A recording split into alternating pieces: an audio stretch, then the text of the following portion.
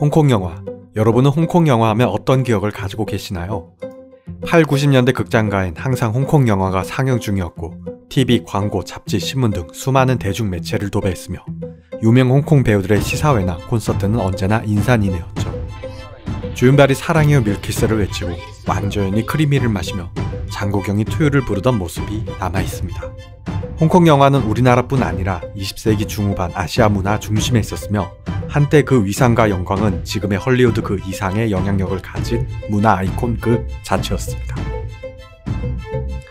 하지만 현재는 과거 유산의 잔재로만 치부되며 국내 관객들에게는 그 유치한 내용과 조잡한 CG가 난립하는 삼류 영화로 혹평을 벗어날 길이 없어 보입니다.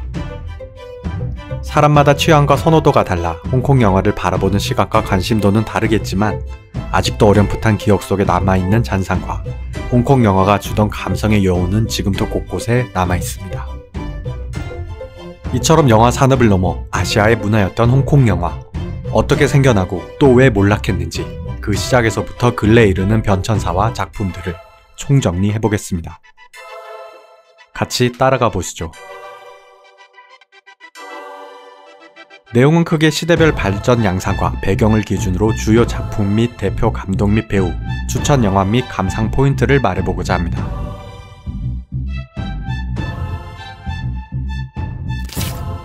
홍콩 최초의 영화는 1913년 제작된 장자시처라는 영화이며 당시 중화권 영화들은 전통 예술인 경극의 무대와 스토리, 배우를 그대로 영화로 만든 것이었죠.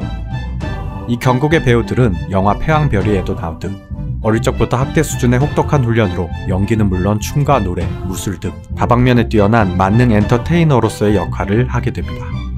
따라서 홍군보 송영처럼 어릴 적 경극 훈련을 받은 배우들의 액션은 말할 것도 없고 많은 배우들이 뛰어난 연기력은 물론 출중한 가창력이나 춤솜씨로 다양한 연애 활동을 보여주었죠. 이처럼 경극의 특성은 홍콩 영화의 근간으로 배우들에게 기대되는 역할과 그 특성으로 만들어지는 독특한 분위기로 다른 문화권과 차별화되는 요소가 됩니다.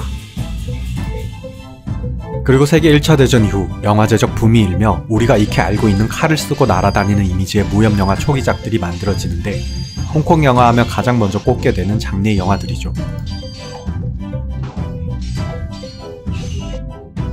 홍콩을 둘러싼 대외 환경의 변화와 영화 산업은 밀접한 연관을 가지는데 1942년 홍콩이 영국의 식민지가 되며 유럽 문화 유입이 가속화되고 50년대 중국 본토와 대만 공산정권의 문화 억압으로 영화계뿐 아니라 수많은 지식인과 자본이 넘어오게 됩니다. 자연스레 인적, 물적, 문화적 인프라가 구축된 셈이죠. 그중 소씨 형제 유황공사, 흔히 우리가 쇼브라더스로 부르는 제작사가 58년 설립되며 이후 70년대 초까지 독주체제를 구축합니다. 특히 무림영화의 명가로 불리며 호금전, 정철 감독을 중심으로 그 유명한 용문객잔, 외파리 검객, 소림사 등의 작품을 만들어가며 인기몰이했습니다. 참고로 쇼브라더스 물량공세로 홍콩 영화는 광동어에서 만다린 중심으로 바뀌게 되며 언어의 차이로 한자 자막이 필연적으로 생기게 됩니다. 하지만 이런 독주는 70년대 골든 하베스트라는 대항마의 등장으로 막을 내리는데 재미있는 것은 골든 하베스트 설립은 쇼브라더스의 경영권 싸움에서 밀려난 사장, 추모네를 필두로 이루어졌다는 것이죠. 물론 영화계 거물들이 만든 회사이긴 했지만 시작은 영세했는데 이소룡이라는 배우와 계약하며 단번에 메이저 제작사로 올라서게 됩니다. 이소룡의 영화는 안 봤어도 아마 이소룡은 다 아실 텐데요. 홍콩 영화계 제1의 월드스타이자 눈빛만으로도 악당을 압도하는 카리스마를 가진 그는 타의 추정을 불허하는 액션 영화 단 5편으로 영화계의 판도를 뒤바꾸는 인물이 됩니다. 헐리우드에서 조용급 배우였던 이소룡은 홍콩으로 넘어와 72년 당산 대업에서 첫 주연으로 일약 아시아의 스타로 급부상합니다. 이후 정무문, 맹룡 과강을 촬영 후 1973년 골든 하베스트와 워너브라더스의 최초 공동 제작인 영화 그렇습니다. 그 유명한 용쟁호투로 전 세계적인 스타로 명성을 떨칩니다. 아쉽게도 같은 해 7월 20일 요조라고 말지만 못다 끝낸 사막유이가 78년 개봉하며 5편의 영화와 함께 이소룡 트레이닝복, 쌍절곤, 라뷰하며 코를 쓰며 내지르는 유행어와 함께 액션계의 길이 남을 족적을 남겼습니다. 재미있는 에피소드로 용쟁호투를 촬영 중 엑스트라인 성룡을 이소룡이 잘못 때려 크게 다치게 하는데 너무 미안했던 이소룡이 성룡을 연기자로서 대성시키는 계기를 마련해주며 훗날 성룡은 홍금보, 원표와 함께 골든트리오로 불리며 이소룡의 뒤를 잇게 됩니다. 차이점은 이소룡은 액션 그 자체였다고 하면 성룡은 선한 인상에 코믹까지 가미된 코믹 쿵푸가 특징으로 현재까지도 주연으로 왕성한 활동을 하며 홍콩을 대표하는 배우로 많은 사람들이 사랑하는 인물이죠. 영화를 말하다에서 꼽는 성룡의 대표 영화로는 취권, 프로젝트 A, 폴리스 스토리, 용영호재, 러시아워를 추천드립니다. 이후 1986년 혜성과 같이 등장한 오우상 감독의 영웅분색은 홍콩 르와르라는 신조어의 서막을 열린 주윤발이라는 또 한 명의 대스타를 만들어냅니다. 87년 데뷔해 아비정전, 중경삼림, 동사서독, 해피투게더 등 가장 스타일리시한 홍콩 영화를 만들어낸 왕가희 감독, 천녀유언, 동방불패, 황비용 시리즈 등 판타지 무협의 신드롬을 일으킨 서극 감독 등 다양한 장르를 개척한 많은 감독과 장국영, 유덕화, 주윤발, 성룡, 알람타, 견자단, 장하구, 이영걸, 여명 등 또 왕조연, 장만호, 임청아, 관지림, 양자경, 구숙정 등의 재능 넘치는 배우들이 폭발하듯 터져나오며 80년대와 90년대 초반까지의 홍콩 영화 전성기를 이끌어 나갑니다. 당시 아시아 전체는 물론 특히 우리나라에선 홍콩 스타들이 자주 내한 공연도 하고 관련 대중매체나 신문, 잡지, TV 등 가리지 않고 관련 내용들이 본물 터지듯 보도되며 붐을 일으켰습니다.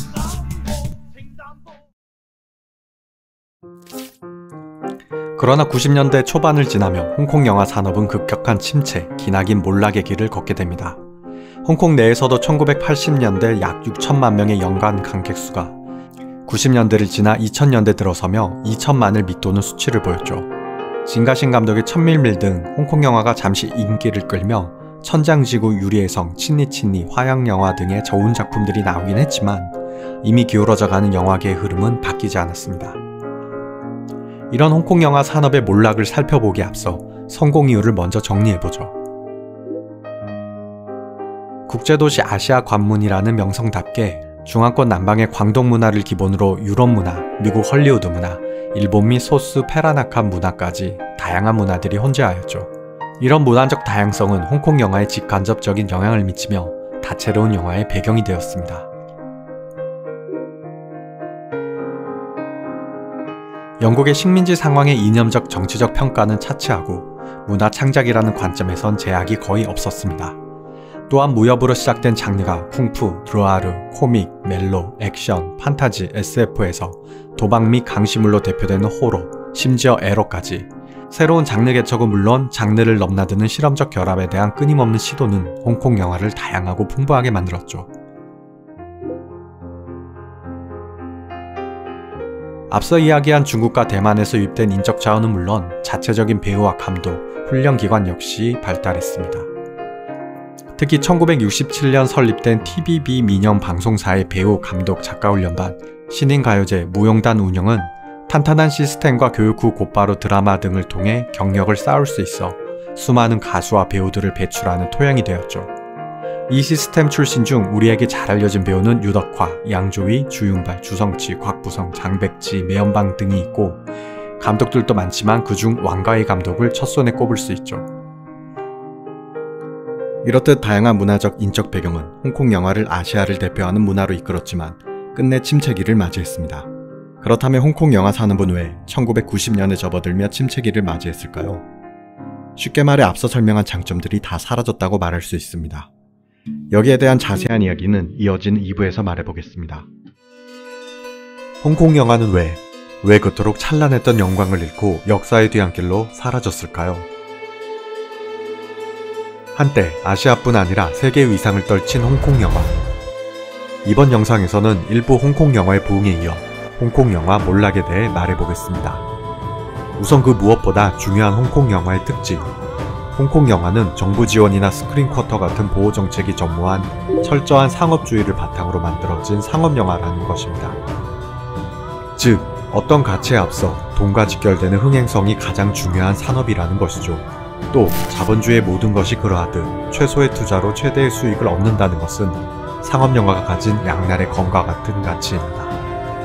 그리고 모든 결과의 원인은 단순히 한 가지로만 나타나지 않고 복합적으로 맞물리게 되는데 그 중심에는 홍콩 반환이 위치하며 모든 원인에 직간접적 영향을 미치는 결정적 계기가 됩니다.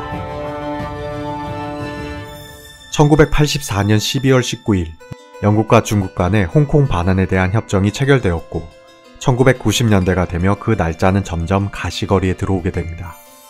협정에는 반환 후 50년간 홍콩의 현재 체제를 보장한다는 내용이 있지만 과연 표면 그대로 믿을 수 있었을까요? 단순한 가정을 해봅시다. 만약 여러분이 홍콩 영화에 투자를 많이 했다면 어땠을까요? 맞습니다. 하루빨리 투자금이 회수되길 바랬겠죠. 또 원금만을 바랄까요? 아니죠. 투자를 했으니 이익이 나길 바랄 겁니다. 홍콩 반환이 몇 년 안 남은 상황에서 장기 투자는 이치에 맞지 않고 또 실험적 영화보다 흥행이 보장되는 영화를 원했겠죠. 그것이 아류작이나 표절 영화라도 말이죠. 다음 원인들에도 이 논리를 기억해 주시길 바랍니다.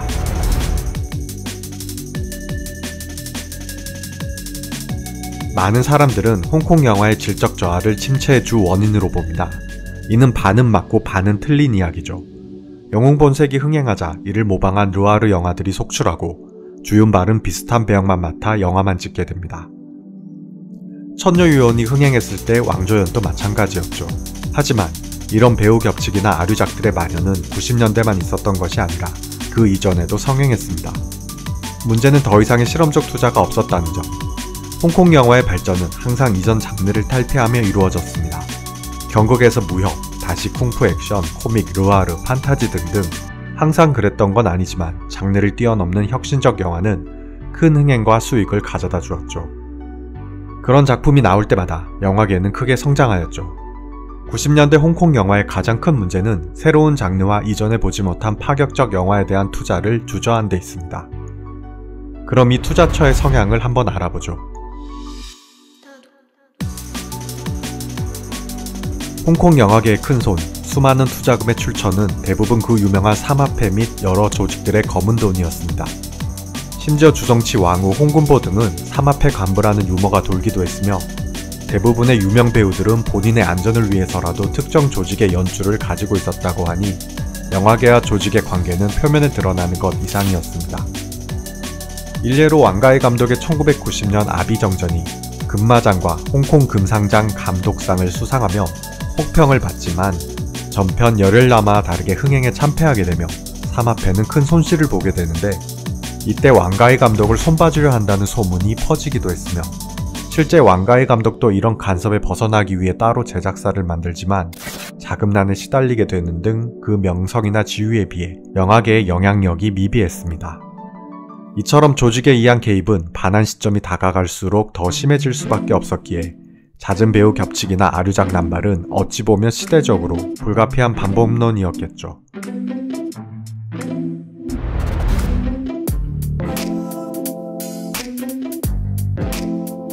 앞서 말한 것처럼 주연급 배우들도 적게는 1년에 4편에서 많게는 10편 이상을 촬영하며 각종 행사와 방송 출연 등 혹사 수준의 스케줄을 감내했을 뿐 아니라 원하지도 않는 배역이나 영화에 출연을 강요받았고 감독들도 자기 뜻대로 영화를 제작할 수 없었죠. 그래서 많은 배우와 감독들은 해외 진출을 시도했습니다. 혹시 기억하시나요? 언젠가부터 주윤발, 성룡, 이영걸 같은 배우들이 헐리우드 영화에 나오고 553 서극 같은 명감독들이 해외에서 제작을 진행했던 것을. 그 시기가 바로 90년대 이후입니다. 이렇듯 유명 배우와 감독들이 자유로운 제작을 위해 해외로 진출하거나 나아가 장국영처럼 국적을 바꾼 이들도 많았죠. 그리고 이들이 떠난 자리를 메꿀 만한 인재들은 적었고 홍콩 영화 산업의 침체는 점점 깊어져 갔습니다. 이 시기에는 홍콩 내부적 변화뿐만 아니라 대외적인 변화도 크게 일어났죠. 90년대까지 홍콩 영화의 가장 큰 수요처는 대만과 그리고 우리나라였고 아시다시피 우리나라는 80년대를 거쳐 90년대를 넘어오며 그 어떤 나라보다 눈부신 경제 성장을 이루었습니다. 이 경제 성장에 따라 값비싼 헐리우드 영화의 수입도 많아지고 국내 영화 투자도 늘며 97년 접속 같은 작품들이 흥행하다 99년 쉬리로 극적인 전환점을 맞이하게 되죠. 그 뒤로 친구, 엽기적인 그녀 등 좋은 영화들이 줄을 이으며 2000년대를 넘어 홍콩 영화의 설 자리는 줄어만 갔습니다. 대만 역시 사정은 크게 다르지 않았고 한때 티켓 가격을 50%나 올리는 무리수를 두며 대만 사람들의 반감과 홍콩 영화의 질적 저하로 점유율은 회복할 수 없는 수렁에 빠지게 됩니다.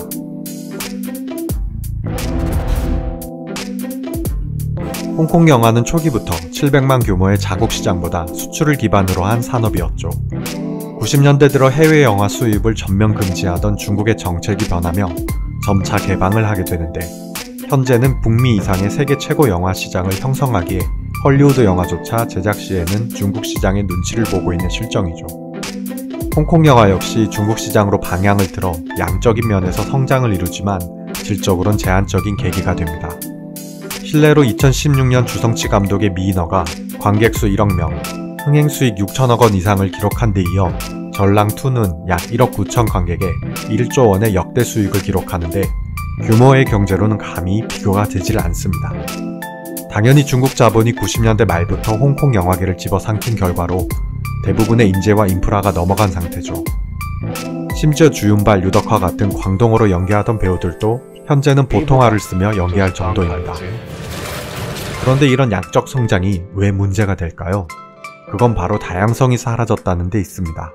중국의 문화 검열을 통과하기 위해 무협이나 사극, 로맨틱 코미디물 같은 한정된 범위에서만 영화 제작이 이루어지고 있으며, 완성도보다 자극적인 CG 영상에 의한 흥행이 영화의 질적 저하를 동반하는 것은 어찌 보면 당연해 보입니다.